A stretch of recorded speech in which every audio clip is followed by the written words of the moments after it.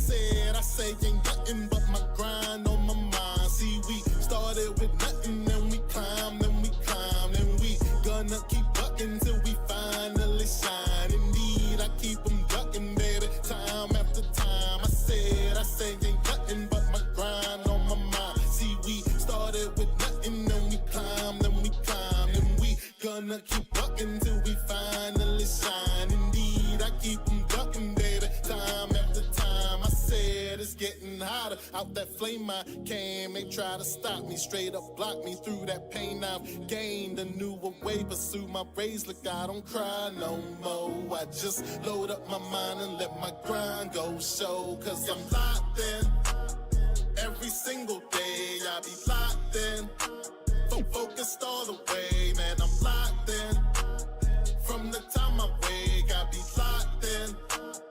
I don't need no break. Okay.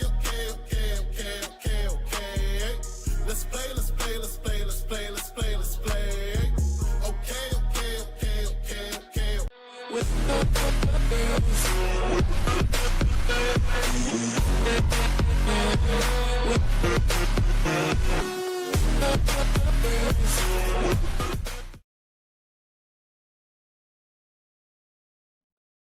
Welcome back to another episode of Sip the Tally Films, and today we're going to take a look at the Analytical Baltimore Ravens. Now, what we're going to do is, first of all, let me tell you where the information comes from. I ain't gonna hog the information. I ain't gonna hog it. Match Quarters website that I kind of frequent a little bit to get information, and so a lot of the information that you are about to see and we're about to talk about comes from that website. A lot of great information on there. If you're somebody like me that's trying to understand the analytical numbers more, it's a great place to try to dive in and get your feet wet. And I'll be honest with you, I don't understand these to the T, but I'm trying to get better and better at them. And so this is an exercise to try to just give you information. If I can't explain it, maybe there's somebody that watches this that can't explain it better in the comment section. And if I say something wrong, correct me in the comment section and we can just all grow and learn from it. But this is a part of football that is here to stay. I'm a old school cat. I'm kind of more off calling plays off feel and gut. But, you know, when you put this information out there, most of the time information comes back to be kind of correct. If you get a great percentage of something, nine times out of 10, especially this late in the season, that something's going to be true in one way, shape, or another. Maybe a few wrinkles thrown on it, or maybe polished up and shined a little bit different. But 9 times out of 10, you are what you are at this point in the year. So what we're gonna do is I can go full screen on this one because there's no video involved. But we're gonna talk about some numbers, and we're gonna start off with disguise rates. And so I'll have it on my screen, then I'll give it up to you guys. Let me find it over here. Yeah, this is it right here. All right, so this is the one that I was able to put in Excel. So we'll start with this one, then the rest of them will be pictures, and we'll talk our way through them. Let me share my screen with you guys. That ain't the one I want. That's the one I want. All right, so we'll see. This is defensive NFL disguise and share rates through week 12. That's what this is. And so I got us highlighted. I was able to do that on this one. And so we're just going to talk about us in general. I'll tell you who the leaders are in each category, but we'll talk about us for the most part. So disguise rates for who disguises their shells the most in the NFL, it's the Los Angeles Rams, followed by Arizona next. Now, Arizona is second with 42. The Rams are first with 43. And we're sitting at 39.6%. So they don't give me the numbers for the rest of them, but it just lets you know where you're at. So what this means is 39.6% of the time we disguise our defensive coverage. And we disguise it with middle of the field close 55% of the time. That's the second column. That's the EPA for it. There's the third column right here. In fact, let me take these highlights off so you can know which one I'm talking about when I'm talking about it. Let me undo that. Field color. None. So while I'm talking about a certain box, we can see which one I'm talking about. All right, so middle of the field, close EPA, that's that one. Moving over to the next one. Middle of the field, open. That's when you have like two safeties, and when it, pre-snap, it could be cover 2 or cover 4. That's 37% of the time. Then the EPA for that is negative 0.02929. All right, man, 29%. Man EPA you see beside it, 0.036, and we'll stop at that decimal right there. And then your zone showing, 70% of the time that we disguise, it ends up being zone. Now, this is what I was talking about, the numbers, they gonna number. Because if you disguise and most of the time you come out, it's 70% zone, that's a tendency. So now you have to incorporate yourself, like especially when you go in your bye week, and have some tendency breakers. So you mean you need to show zone, your disguise you to show whatever your disguise is and let it be man more. Because you need that number to go up to try to offset this zone number. Because if they think you're in zone most of the time, 7 out of 10 times, they probably going to be right, and they can hit you with a big play.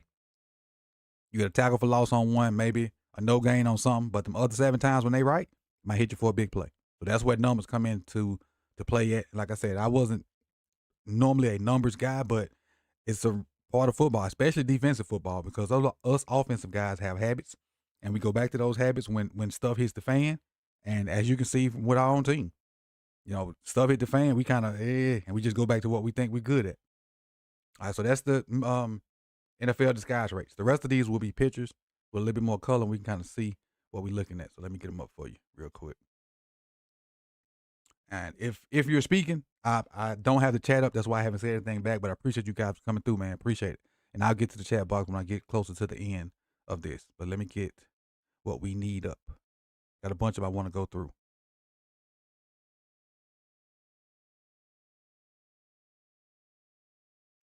And so this first one we're going to talk about is NFL defensive coverage usage and EPA through week 12. And I'll kind of walk you through what it is. Get my screen back. All right, so this is the chart. And I'll go to the second one because the second one kind of got the high title on it. NFL defensive coverage usage and EPA through week 12. I got to go back to this one because it's the first one. So what this means is this is how much we're in that coverage. We're in cover 0, 6.7% of the time. I'm right here. I don't know if you can see the mouse. We're in cover 0, 6.7% of the time. We're in, the EPA for that is 238. Cover 1, 23% of the time. And this is kind of the charts I use when I go look for plays. The only difference is I can't find it by game. And, PFF or something may have it by game. But this is for the whole 12 games so far. So we're in cover 1, 23% of the time. We're in cover 2, 16% of the time. We're in cover 3, 32.3% of the time. Which looks like it's going to be our biggest coverage. Go to the second page of that. We're in cover 2, 16%. Cover 3, we already did that one. Cover 6. Now, cover 6 in some places is two different things. So in the chat box or the comment section, I learned cover 6 as being 2-man. Some people have cover 6 as quarter, half. Where you're from with your football background, which cover 6 did you grow up learning, and how, is it cover 2? I'm sorry, is it 2-man or is it quarter, halves, or which version of that did you learn? And then lastly is quarters, 11.1%. So mostly we're in cover 3. We're in cover 3 a boatload of times, so that's what the numbers say. Again, we're just going to keep going through the numbers. All right, NFL disguise shells. Oh, we just did that one. I can skip this one. All right, NFL blitzes and stunt race through week 12. Because everybody thinks we blitz a lot. We do not. I'm going to tell you who the leaders are in blitz rate. Give me 1 second. All right, the leader, the team that blitzes the most is the Minnesota Vikings, 45.9%. Then right behind them is Tampa Bay with 42.3%. So looking at those two leaders, and we're sitting at 24%. We don't blitz a lot. Those sim pressures make it seem like sometimes, but a blitz is more than 5. Sometimes we'll drop 2 guys and bring two unnecessary, unusual guys, and it still won't be a blitz. It'll just be a sim pressure. So that's the difference. But pass blitz rate, 27.4. Run blitz rate, 19%. When they motion, we blitz 24% of the time. We stunt 15% of that time when we blitz. And we stunt on the passes 21% of the time. And then we stunt on the runs 9% of the time, which is good Because if you stunt on a run, you might stunt yourself out of hole, and it's a big play. So you gotta kind of almost for sure know it's a pass rush down when you want to run them games up front. Because I've seen a ton of inside zones and counters because the defense stunting, they stunt themselves right out the play, and it's a big play for the offense on something simple. Something simple. And blitz coverage rates. So this is what you run in coverage when you blitz. That's what this is. So what coverage do you run behind your blitz? And for us, we run cover 0 52% of the time, which is part of the reason why we got toasted in some of them games earlier. We were blitzing in crucial situations because remember I told you coaches are creatures of habit. We blitz, and because we had a high tendency of blitzing, teams called cover 1 beaters or cover 0 beaters, or they just had a guy that could win, and we were taking the brunt of it. At least we ain't Atlanta, though. Look right above us at Atlanta. 91.4% of the time they blitz is cover 0. So all you need is a guy that can beat that press, and you pretty much gotta win. If you play Atlanta, you got a guy and they blitz. If you got a guy that can beat 0, you should win most of the time because you have a clear picture. They run cover 0 90% of the time when they blitz. All right. And back to us. Cover 1 54%, cover 2 8, cover 3 21.8, and cover 6 6.8% of the time. And we play quarters behind a little bit 5% of the time. But for the most part, for us, if we blitz, you're getting cover 1. And that was, you should have seen that if you watched the last video when I talked about the dime package that we implemented versus the Chargers. You saw a lot of cover 1 behind us. So I think it was 15 plays, and I'm going to guesstimate maybe 8 or 9 of those 15 plays were cover 1. Saw a little cover 2, a little invert cover 2. Saw some cover 3 maybe once or twice. But for the most part, most of those plays were cover 1. All right, this is the EPA. Pass rush EPA. Let me get to the right one on my side. The side you can't see. Here we go. This is pressures versus sacks. So pressure rate is on the left side. Sack rate is at the bottom. And you see the Baltimore Ravens are right in this bottom right. Most of the time when you have these charts, top right be the best. Top left be the second best. Bottom right be the third best. And then bottom left be the fourth. So in this one, where this kind of puts us at, our sack rate is between 8 and 9. We're sitting right here. Let me see if I can blow this up. There we go. We're sitting right here. And when I minimize it to kind of see where we at, we're sitting right between 8 and 9 on sack rate. And then on pressure rate, we're between 30 and 31%. So let's just say we're 31%. So we're in that third tier, so to speak. If you see the Texans probably would be the best. The Falcons probably would be the worst. If you're looking at it, the Texans are way over here in the top right. Falcons are way down here in the bottom left. And we're sitting in bottom left as well. So I think this bottom left corner is the worst quadrant to be in. The bottom right is the number 3, so to speak. Top left is number 2, and then top right would be number 1. But again, this is where, guys that like EPA, guys that like numbers, this is where this stuff come in at. Yeah, like I said, for myself, more of a field person. All right, this is defensive EPA versus your rush and drop back rate. So rush EPA on the left side is this left column. Where are we? Top left. So now, in my eyes, we be in this second tier box. Numbers wise, we're between 0.15 and 2 on the rush EPA. And then as far as drop back EPA, we're negative, negative 0.1. And so again, you see the way the line is drawn is not square in the center. But your quadrants are the same. So the guys in the top right quadrants are the best. The guys in the bottom left quadrants are the worst. We're in neither one of the best or the worst. So to me, this is kind of average to me. Kind of average. Us, KC, if we end up with KC, they undefeated, cool with it. But you'd much rather be in that right side. All right, pass rush stats through week 12. This is your pass rush production. That's what this PRP stands for, pass rush production. Then next to it, you have snaps. We have 391 snaps versus the pass so far. No, we got 530 versus the pass. I'm wrong. We have 530 versus the pass. Now, this is the individual stats according to what has happened during the pass. We've hit the quarterback 53 times. We've heard the quarterback 113 times. We've got total pressures 172. So between hits and hurries, 172 pressures. Sacks, 36. That's one of the best in the league. Let me see how far that's who is the best in the league in sacks. Let me see real quick. Let's see. 36 with us. Denver has 43. Houston has 41. So we're third. Denver has 43 sacks. Houston has 41. We have 36. Yeah, we're in third place in sacks. So that's where we at in sacks. And so your total pass rush stats as far as us, 374. 374. But again, being third in sacks and getting all those pressures, that's just good. We'd rather have more sacks, but the pressures don't hurt. We got 172 pressures, and that is the best that I see. I think the next highest number I see is 164, and we have 172. So that kind of gives you an idea where we at with pass rush production. And that's what this PRP stands for, pass rush production.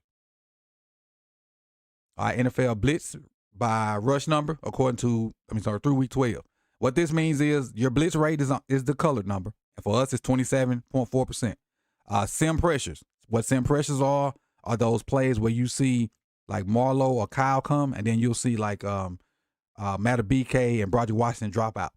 Stuff like that. And I know most of y'all know what sim pressures are. I ain't trying to insult your intelligence, but then if it's one person out there that don't know, just trying to explain it for them. So and that's what the sim pressure is. But when we bring 5, 57.9% of the time, bring 6, 6.9, and bring 7, 0. So there's, according to this, there's probably not a snap out there where you see us bring more than 6 players. More than 6. Because bringing 7, that means you only have 4 in coverage. That means that's, if they got 5 receivers, you stuck. If they release the back, or if somebody take the back and don't take one of the receivers, you stuck like Chuck. So that's probably why you don't see much 0. You see 0 on, like, just on this picture alone, 0 for Baltimore, 0 for the Bears, 0 for Detroit, and 0 for the Panthers. And for the most part, everybody's number is low right there. Who does bring? Nobody on this list brings 7 more than 5. No. Atlanta the Chiefs. The Chiefs bring 7 8.2% of the time. So sometimes the Chiefs just sell out. And Atlanta brings it 5.5, but those are the 2 top by far. The NFL defensive personnel usage for us. And this is week 11 now. This is not week 12 because I wanted to show you something. This is week 11. And the category I want you to look at for us is dime. Through 11 weeks, we were 20.4% dime. Now, keep in mind, when you've played this many snaps, it's hard to move the needle on your percentage. It's hard. So for us having 70% nickel so far through 11 weeks, that number probably going to stay right around 68 to 73. That number probably won't fluctuate more. That's what I'm saying, is because you've played so many defensive snaps, it's hard to move the number. And so week 11, we're 20.4% of our snaps in dime. And the reason I did that, because again, that's following up to the video I did yesterday. Go back to week 12, 20.8. So we went up pretty much half a percent just in dime usage on those 15 plays. And in my personal opinion, if Kyle keeps that green dot, and I don't know if he will, I don't know if he won't, this number will go up more too, because I think that was a fairly successful package, and I think it'll help us to get better than that 32nd ranked defensive pass category.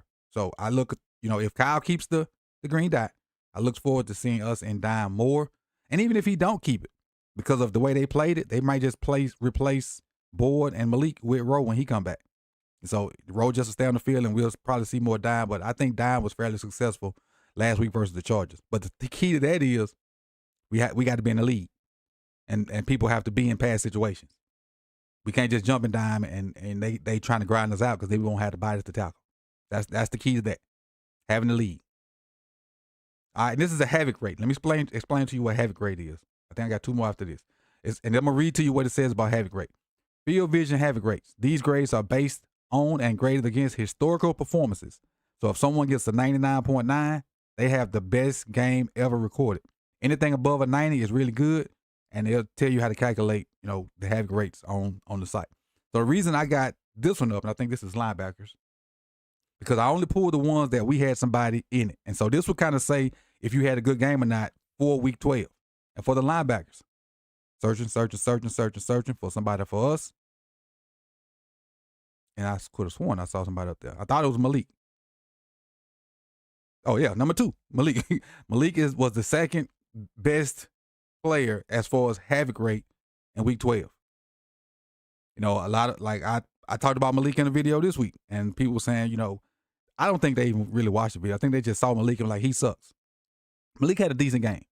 Malik had a really, probably, and as bad as Malik has been, this probably was his best game ever. And it showed based off this. Pass rush, coverage, run versus the run especially. Versus the run, 86.9. Y'all saw them plays I put out there. He was solid versus the run. What?